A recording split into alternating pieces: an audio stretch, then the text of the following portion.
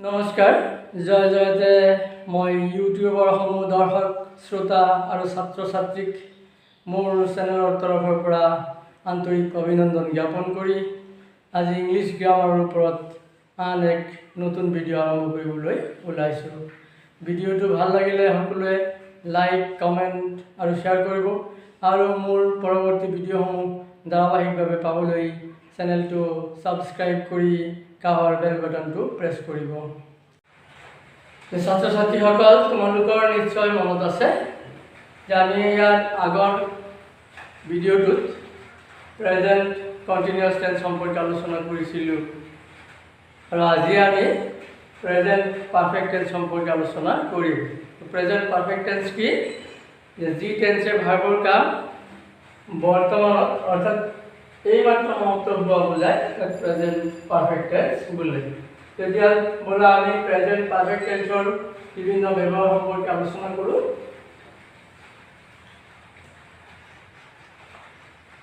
Present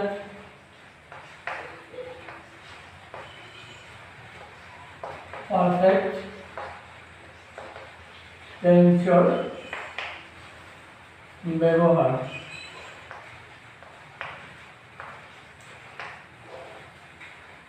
তাৰ আগতে আমি প্ৰেজেন্ট পাৰফেক্ট টেন্সৰ ফৰ্ম বা গঠন প্ৰণালীটো জানি লওঁ। চোৱা, form of present perfect tense প্ৰথমে আহিব সাবজেক্ট প্লাস সাবজেক্টৰ পাৰ্সন নাম্বাৰ অনুসৰি হ্যাভ অৰ হ্যাজ প্লাস जो प्रिंसिपल भार्ब থাকিব ভাৰ্বটো হলে কি হ'ব পাষ্ট পাৰ্টিচিপলটো ব্যৱহাৰ হ'ব।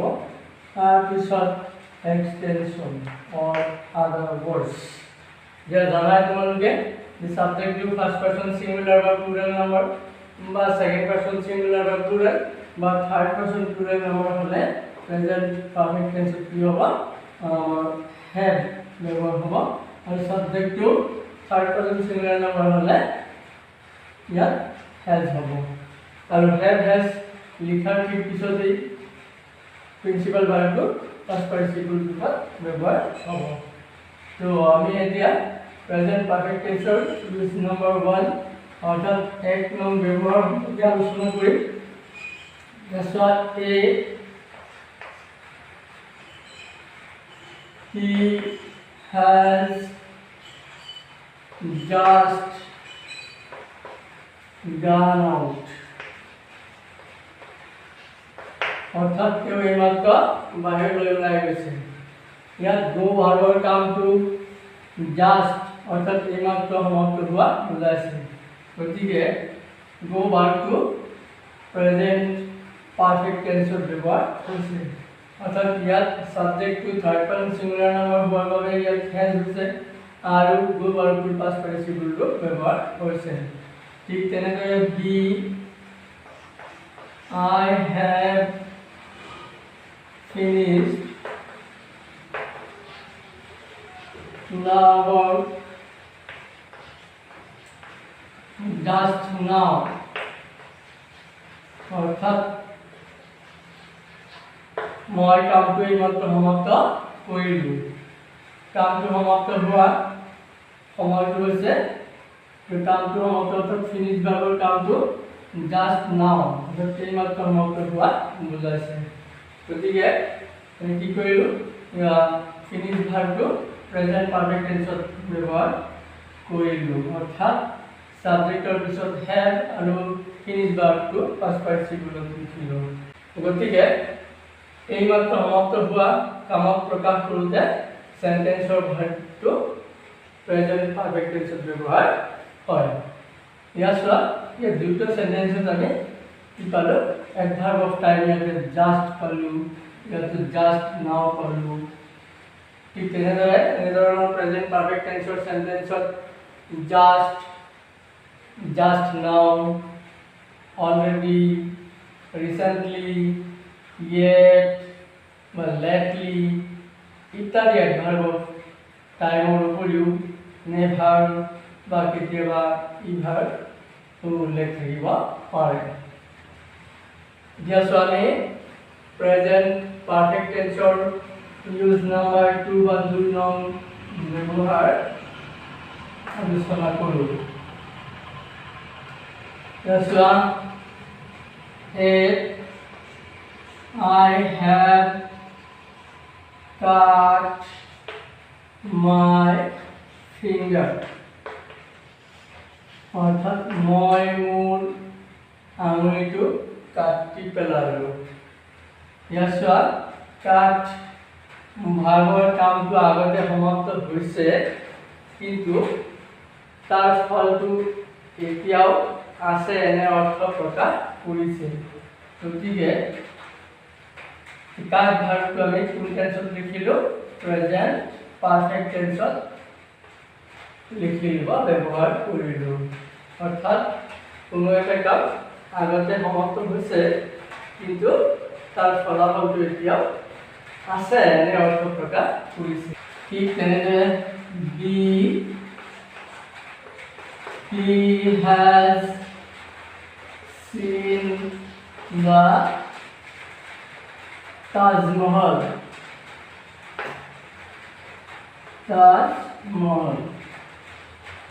অৰ্থাৎ কেউ তাজমহল দেখিছে।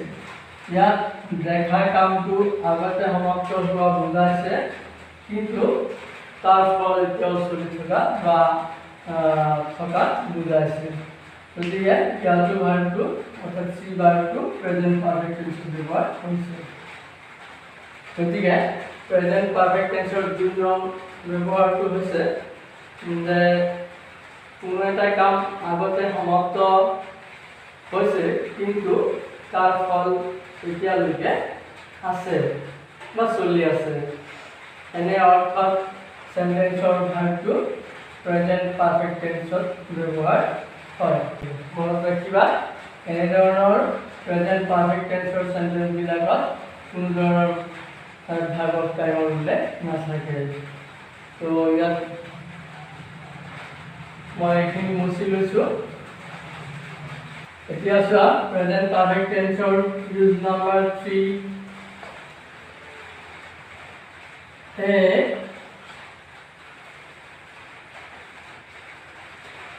he has composed a drama this year অৰ্থাৎ তেওঁ এই বছৰত এটা নাটক ৰচনা কৰিছে। যে ৰচনা কৰাটো অৰ্থাৎ ৰচনা কৰা কামটো আগতে সমাপ্ত হোৱা বুজাইছে কিন্তু দিছ ইয়াৰ এই সময়টো এতিয়ালৈকে চলি থকা বুজাইছে। অৰ্থাৎ কোনো এটা কাম আগতে সমাপ্ত হোৱা বুজাইছে আৰু এই কাম সমাপ্তৰ সময়টো এতিয়ালৈকে চলি থকা বুজাইছে। এনে ক্ষেত্ৰত কি কৰা হৈছে ইয়াত ভাগটো কম্পোজ ভাগটো প্ৰেজেন্ট পাৰফেক্ট টেন্সত ব্যৱহাৰ হৈছে। ঠিক তেনেদৰে the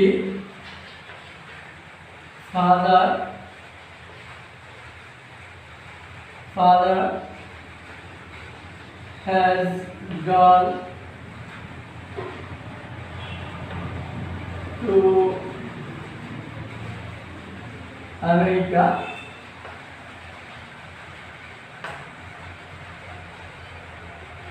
this week.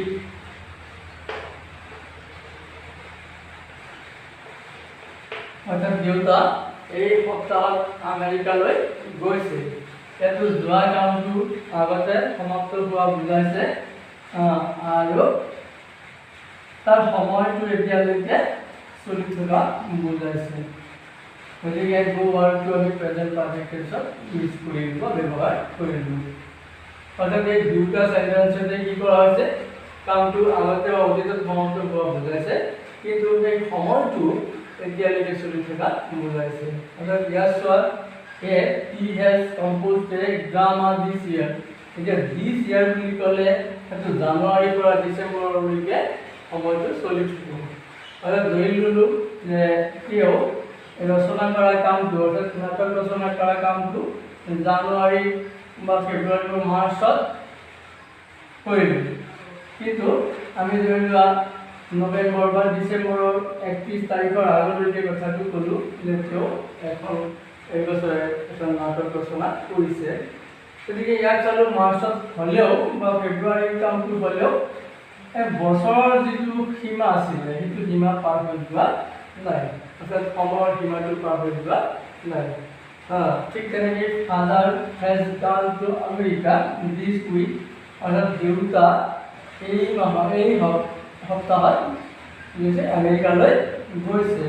কামটো অতীতত সমাপ্ত হৈছে, কিন্তু তাৰ সময়সীমাটো এতিয়ালৈকে চলি আছে। অৰ্থাৎ উইক বুলি ক'লে ছানডেৰ পৰা আৰম্ভ হ'ব আৰু ছেটাৰডে সমাপ্ত হ'ব। ধৰি ল'লোঁ দেউতা তোমাৰ বুধবাৰে আমেৰিকালৈ গৈছে আৰু মই শনিবাৰে কৈছোঁ যে দেউতা এই সপ্তাহত তোমাৰ আমেৰিকালৈ গৈছে। তেনে ক্ষেত্ৰত দেখা গৈছে যে আমাৰ যিটো সপ্তাহৰ যিটো সীমা আছিলে ছানডে টু ছেটাৰডে তাৰ ভিতৰতে পোৱা হৈছিল আৰু সেই কামটো সেই সপ্তাহৰ ভিতৰতে কৰা হৈছিল আৰু পোৱা হৈছিল সেই সপ্তাহটোৰ ভিতৰতে। গতিকে এনে ক্ষেত্ৰত ভাৰটো কি হ'ব? প্ৰেজেণ্ট পাৰফেক্ট টেন্সত ব্যৱহাৰ হ'ব। অৰ্থাৎ কোনো এটা কাম আগতে বা অতীতত সমাপ্ত হ'লেও কাম সমাপ্তিৰ সময় এতিয়াও চলি থকা বুজাবলৈ সেন্টেন্সৰ ভাৰটো প্ৰেজেণ্ট পাৰফেক্ট টেন্সত ব্যৱহাৰ হয়। ইয়াত এই দুটা সেন্টেন্সত তোমালোকে দেখিবলৈ পাইছা যে ইয়াতো দিছ, ইয়াত এডভাৰ্ব অফ টাইম উল্লেখ আছে। ঠিক তেনেদৰে ডিটো দিছ উইক এইটো এডভাৰ্ব অফ টাইমৰ উল্লেখ আছে। ঠিক এনেধৰণৰ প্ৰেজেণ্ট পাৰফেক্ট টেন্সৰ সেন্টেন্সবিলাকত কি হয়? Adverb of time this year, this week, this morning, this month, this evening ইত্যাদি ব্যৱহাৰ হ'ব পাৰে। হৈছেনে বাৰু? এতিয়া চোৱা আমি আকৌ এইখিনি মচি লৈছোঁ। এতিয়া চোৱা প্ৰেজেণ্ট পাৰফেক্ট টেন্সৰ ইউজ নাম্বাৰ 4 বা 4 নং ব্যৱহাৰ।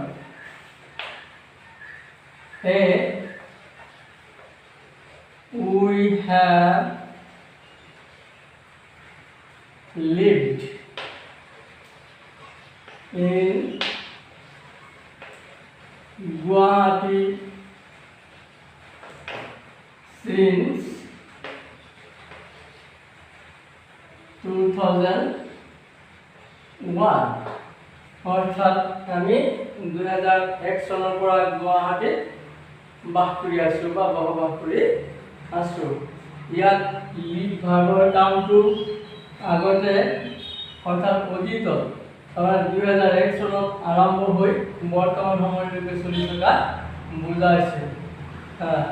গতিকে ইয়াত ভাৰ্বটো প্ৰেজেণ্ট পাৰফেক্ট টেন্সত ব্যৱহাৰ কৰা হৈছে। অৰ্থাৎ প্ৰেজেণ্ট পাৰফেক্ট কণ্টিনিউয়াছ টেন্সৰ সলনি ইয়াত প্ৰেজেণ্ট পাৰফেক্ট টেন্স ব্যৱহাৰ কৰা হৈছে। ঠিক তেনেদৰে বি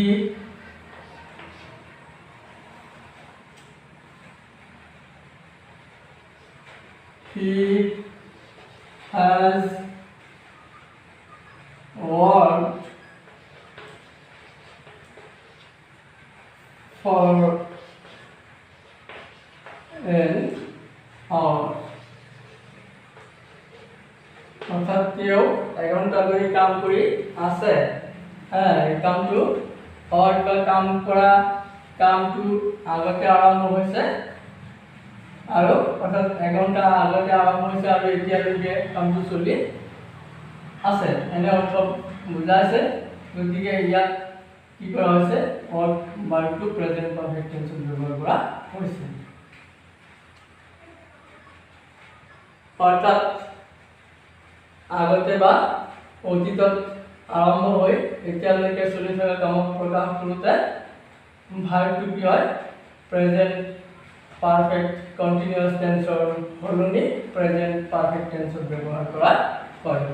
হৈছেনে বাৰু আগতে বা অতীতত আৰম্ভ হৈ এতিয়ালৈকে চলি থকা কামক প্ৰকাশ কৰোঁতেও কি হয় ভাৰ্বটো প্ৰেজেণ্ট পাৰফেক্ট টেন্সত ব্যৱহাৰ কৰিব পাৰি হৈছেনে বাৰু এতিয়া চোৱা আমি আগৰ ভিডিঅ'টোত কিছুমান ভাগৰ কথা আলোচনা কৰিছিলোঁ যিবোৰক আমি নন কনক্লুচিভ ভাৰ্ব বুলি নামকৰণ কৰিছিলোঁ নহয়নে বাৰু এতিয়া চোৱা সেই ভাৰ্বসমূহ আছিল কি verbs of senses, verbs of emotion, or verbs of knowing and thinking.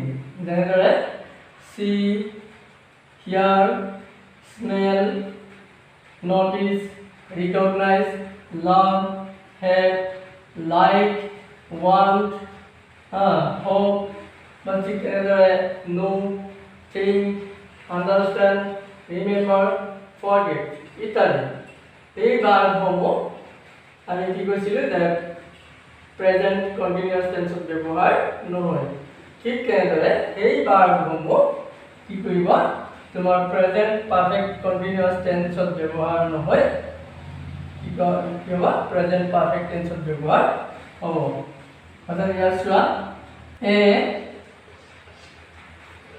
I have wanted a pen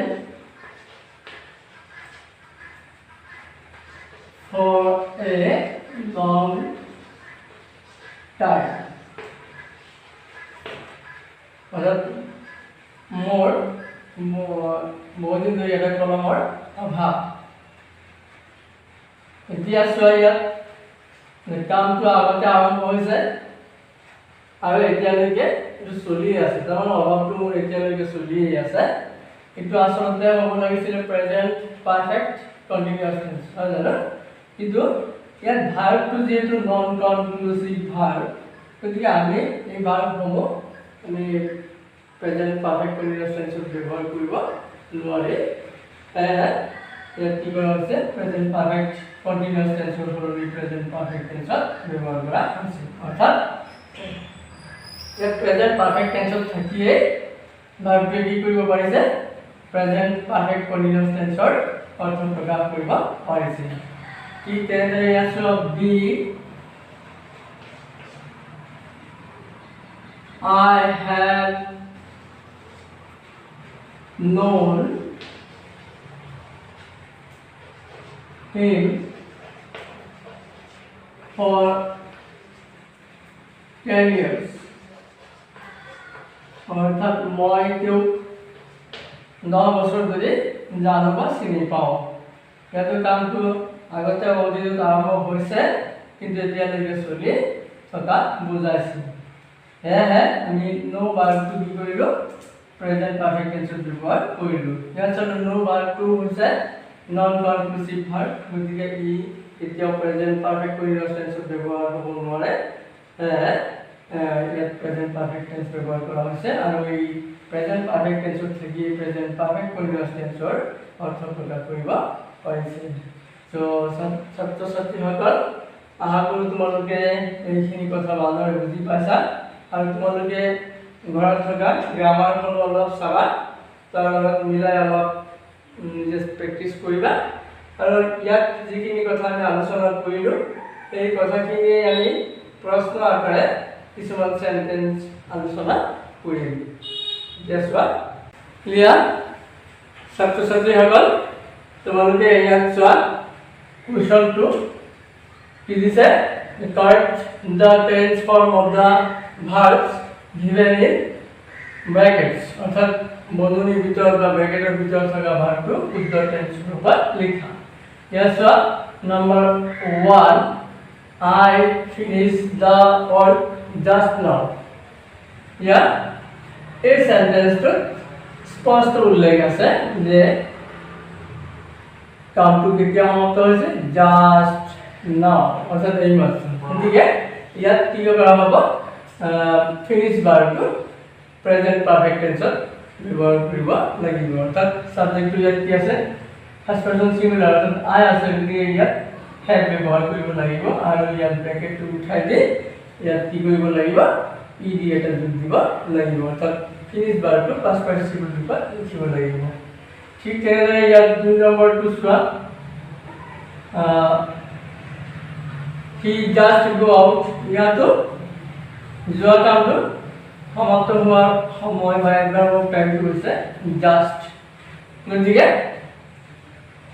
ইয়াতো কি কৰিব লাগিব প্ৰেজেন্ট পাৰফেক্ট টেন্সত অৰ্থাৎ he subject to third person singular number গতিকে ইয়াত has বহুৱাই ইয়াত ব্ৰেকেট টু উঠাই দি গুড পাষ্ট পাৰ্টিচিপলটো গান লিখিব লাগিব তাৰপিছত number 3 she write two letters already ইয়াত adverb of time already আছে তাৰমানে present perfect tense হ'ব লাগিব মানে গতিকে ইয়াত কি কৰিব subject third person singular number she গতিকে ইয়াত আহিব has write or past participle K written মানে ব্ৰেকেট উঠাই দিবা হৈ গ'ল number 4 we not see him lately তাৰমানে আমি তাক অলপতে দেখা নাই not see lately আছে গতিকে এটো প্ৰেজেন্ট পাৰফেক্ট টেন্স হ'ব যদি উইল পিছত কি হ'ব have তাৰ পিছত not থাকিব see তাৰ পাষ্ট পাৰ্টিচিপলটো seen হৈ যাব নহয় জানো ব্ৰেকেটটো উঠাই দিব লাগিব এতিয়া চোৱা number 5 I do a great mistake অৰ্থাৎ মই এটা ডাঙৰ ভুল কৰিলো তাৰ ভুল যিটো কৰিছিলো তাৰ ফলটো এতিয়া আছে গতিকে ইয়াত ভাৰ্বটো প্ৰেজেন্ট পাৰফেক্ট টেন্সত ব্যৱহাৰ হ'ব অৰ্থাৎ ইয়াত সাবজেক্টটো I আছে আৰু ফাৰ্ষ্ট পাৰসন সিঙ্গুলাৰ গতিকে ইয়াত have হ'ব আৰু do তাৰ পাষ্ট পাৰ্টিচিপল ডান লিখিব মানে ঠিক তেনেকৈ 6 I cut my finger এটো জানা মোৰ আঙুলিটো কাটি পেলালো তাৰ মানে আঙুলিটো কাটা হ'ল কিন্তু তাৰ ফলটো এতিয়াও আছে অৰ্থাৎ আঙুলি কটাৰ পিছত হয়তো এতিয়াও ব্লিডিং হৈ আছে বা তেজ ওলাই আছে বা মই এই হুমাতে লিখিছিলো এতিয়া লিখিব নোৱাৰা হৈছো তেনেকুৱা ফল এতিয়া চলি আছে গতিকে এটো প্ৰেজেন্ট পাৰফেক্ট টেন্সত ব্যৱহাৰ হ'ব ঠিক তেনেদৰে ইয়াত সাবজেক্টটো আছে I first person singular number গতিকে ইয়াত have হ'ব আৰু ব্ৰেকেট উঠাই কাট তাৰ পাষ্ট পাৰ্টিচিপল কাটে হ'ব ন জানো খালি ব্ৰেকেট উঠাই দি ইয়াত তাৰ আগত have বহুৱালি হ'ল ঠিক তেনেদৰে Sandhan he composed a drama this year compose বা ৰচনা কৰা কামটো আগতে সমাপ্ত হৈছে কিন্তু কাম কৰাৰ সময়টো এতিয়া চলি আছে গতিকে এই ক্ষেত্ৰতো ভাৰ্বটো কি হ'ব প্ৰেজেন্ট পাৰফেক্ট টেন্সত ব্যৱহাৰ হ'ব অৰ্থাৎ সাবজেক্টটো থাৰ্ড পাৰসন সিঙ্গুলাৰ নাম্বাৰত আছে ইয়াত has হ'ব আৰু ব্ৰেকেটটো উঠাই দি ইয়াত এটা ডি অৰ্থাৎ কম্পোজ ভাৰ্বৰ পাষ্ট পাৰ্টিচিপলটো লিখিব লাগিব এতিয়া চোৱা number 8 they leave the village this week অৰ্থাৎ লিভ ভাৰ্বৰ কামটো আগতে সমাপ্ত হৈছে কিন্তু সময় সীমা এতিয়াও চলি থকা বলাইছে গতিকে ইয়াতো কি হ'ব ভাৰ্বটো প্ৰেজেন্ট পাৰফেক্ট টেন্সত ব্যৱহাৰ হ'ব অৰ্থাৎ they পিছত কি হ'ব have আৰু ব্ৰেকেট উঠাই দি লিভৰ পাষ্ট পাৰ্টিচিপল left অৰ্থাৎ ঠিক তেনেদৰে 9 I live in Guwahati for 10 years তাৰমানে মই 10 বছৰ ধৰি কি কৰি আছো গুৱাহাটীত বসবাস কৰি আছো কামটো আগতে আৰম্ভ হৈছে কিন্তু এতিয়ালৈকে চলি আছে না কামটো আগতে আৰম্ভ হৈছে আৰু এতিয়ালৈকে চলি আছে এনে অৰ্থত আমি কি কৰিব পাৰোঁ প্ৰেজেন্ট পাৰফেক্ট কন্টিনিউয়াছ টেন্সৰ সলনি প্ৰেজেন্ট পাৰফেক্ট টেন্সত ব্যৱহাৰ কৰিব পাৰোঁ গতিকে ইয়াত লিভ ভাৰ্বটো কি কৰিব লাগিব সাবজেক্টটো ফাৰ্ষ্ট পাৰসন সিঙ্গুলাৰ গতিকে ইয়াত have লিখিবা লিখি ব্ৰেকেটটো উঠাই দি লিভৰ পাষ্ট পাৰ্টিচিপল কৰোঁতে ইয়াত ডি এটা যোগ কৰিবা নহয় জানো এতিয়া চোৱা number 10 we know each other for 10 years অৰ্থাৎ আমি কি কৰোঁ ইজনে সিজনক 10 বছৰ ধৰি চিনি পাওঁ ইয়াত কামটো আগতে আৰম্ভ হৈছে আৰু এতিয়ালৈকে চলি থকা বুজাইছে কিন্তু ইয়াত চোৱা ভাৰ্বটো দিছে নন কনক্লুসিভ ভাৰ্ব গতিকে আমি প্ৰেজেন্ট পাৰফেক্ট কন্টিনিউয়াস টেন্সৰ সলনি কি কৰে প্রেজেন্ট পারফেক্ট টেন্সত অর্থাৎ we have known past participle known each other for 10 years লিখি নহয় জানো যে ছাত্ৰ ছাত্ৰীসকল আহাৰ কৰোঁ এইখিনি ভালদৰে বুজি পাইছা তোমালোকে ঘৰত বহি কলম লৈ এইবিলাক প্ৰশ্নৰ উত্তৰ কৰিবা। গতিকে আজিলৈ ইমানতে সমাপ্ত কৰিলোঁ। অহা ভিডিঅ'ত পুনৰ লগ পাম। ধন্যবাদ।